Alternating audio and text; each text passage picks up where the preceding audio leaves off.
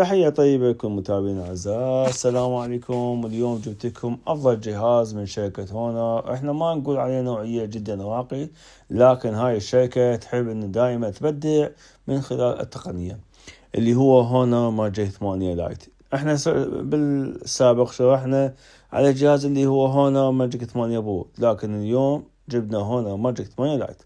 هذا الجهاز اللي راح اشرح لك عليه بالتفصيل اهم مواصفات والمميزات، وشنو العيوب شنو السلبيات والايجابيات. تابع هذا الفيديو وتابع على مود اشرح لك اهم مواصفات الجهاز بالتفصيل.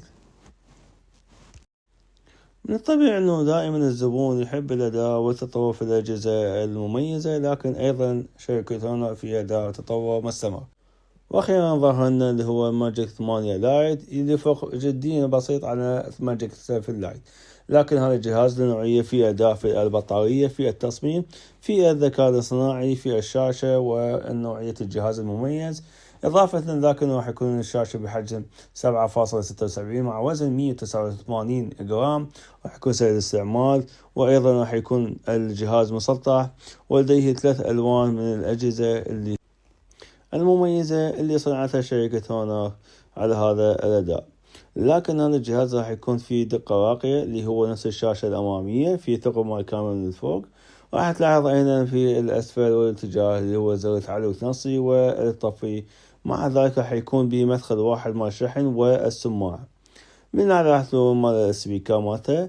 والجهاز أيضا لديه قدرة على التحمل في الأداء إذا كان الجهاز وقع، يعني مقاوم للكسر، في معيار IP68 و 69 الكي، يعني يتحمل الصدمات والكسر. إضافة لذلك أنه راح يكون الجهاز لديه قدرة على التحمل في الشحن، لأن البطارية راح يكون بجودة أعلى. الشاشة الأمامية جاءت منحنية بحيث لديه قدرة على التحمل فيه إذا كان الجهاز وقع منك، يتحمل الصدمات والخدش. الشاشة الأمامية جاءت بحجم 6.79 إنش مع قدرة 1.5 كي اللي هو 120 هرتز. لديه قدرة على السلس في الاستعمال في التنقلات بين البرامج الأخرى والاستعمال من حيث الأداء. مع نوعية الجهاز هو 3840 اللي هو HS، اللي هو قدرة التحمل في الصدمات الأجهزة بين الأخرى.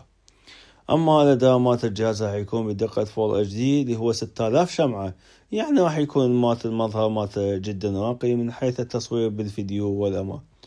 الكاميرا الخلفية جاءت ب4 جهات اللي هي مدورة، لديه قدرة على التحمل في التصوير البعيد والزوم، إضافة إلى الألعاب. اللي هو المعالج مالته جاي ب6 نووية، يعني يكون بحجم 600، وهاي أيضا بنوعية تقنية جديدة. الذاكرة راح يكون بحجمين، الذاكرة الداخلية اثنيناتها راح يكون نفس الذاكرة اللي هي حجم 8، أما الخارجية راح يكون 256 والثاني راح يكون 512. وإضافة لذلك راح يكون بيدعم هذا الجهاز بتقنية الذكاء الصناعي حتى يتيح لك الاستخدام في الأجهزة الذكاء الصناعي. وراح يكون الأندرويد مالته اللي هو بحجم 15، ويتيح لك الاستخدام هذا الأندرويد لمدة أكثر من 5 سنوات. شكل الكاميرا جاء بحجم مدور يضم 3 كاميرات وفلاش. يتيح لك التصوير في الأجزاء المتحركة بحجم 108 ميجا بكسل مع فتحة عدسة 1.8. إضافة إلى ذلك أنه هذا الجهاز يدعم الذكاء الاصطناعي، وإضافة إلى ذلك أنه شركة هونر طورت على هذه الكاميرا.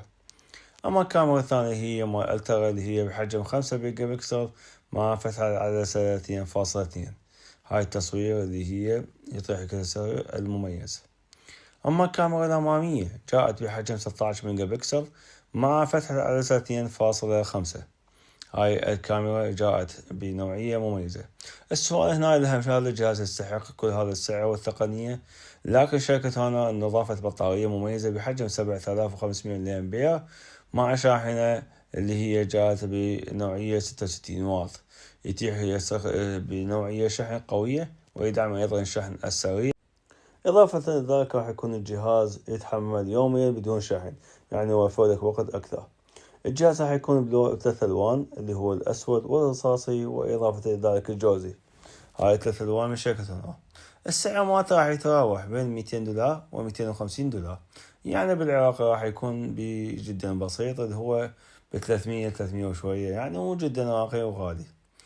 هاي أهم فقرات الهونر ماجيك 8 لايت. إذا كان هناك أي سؤال استفسار تقدر تخلي تعليقك أسفل الفيديو. تحياتي لكم مشاهدينا الأعزاء.